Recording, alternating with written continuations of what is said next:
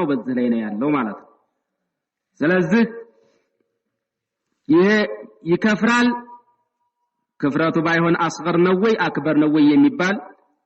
የዑለማዎች ቀውል ተመኖሩ ጋር አገሩ ላይ ሙስሊም ነህ የሚሉ ዑለማዎች የሚያደናግሩ ከለሉ ተተነገረው በስተዋላ ከሆነ ይከፍራል ይላሉ ብዙዎች ስለዚህ ሶላት የሚባለው ከባድና ትልቅ የሆነ ዒባዳ ነው ወለሁ ضوابط وشروط ብዙ ሸርጦችና ضابطዎች አሉት ማለት ነው لا تصيح الا بها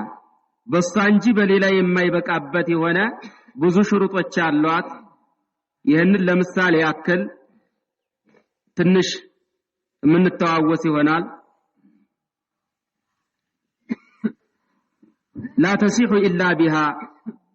اذا عدمت او بعضها لم تصح الصلاه صلاه ما تبقابت يونه اولا وقتها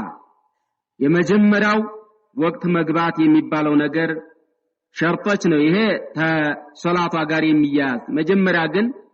አቅለኛ መሆን ሙስሊም መሆን አቅማዳም መድረስ ይሄ ለውጁቡ ተመሆኑ ጋራ ማለት ነው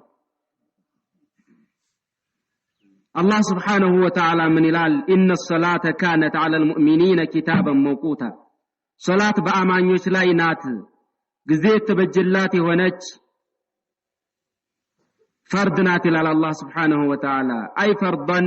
أي مفروضا في محددا فالتوقيت والتحديد موقتا مالت ساعات التبجلات هنا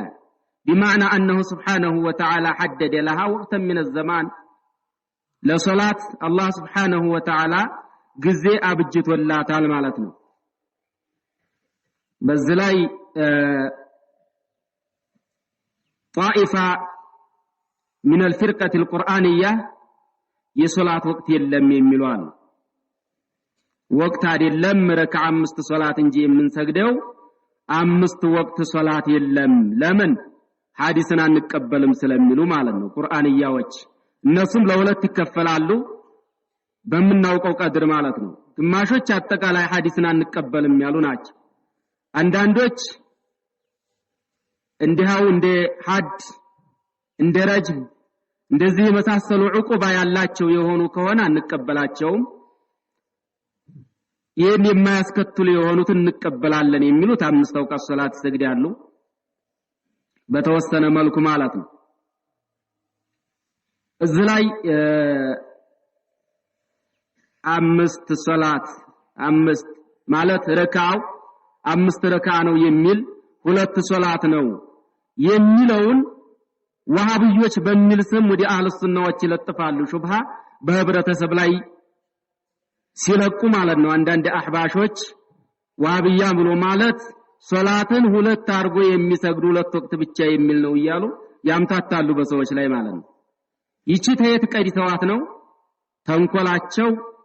የሱናን አካል የሚያቆሽሹበት ፍለጋ ማለት ነው ስለዚህ ሶላት የሚባለው በወቅት የተገደበና ወቅት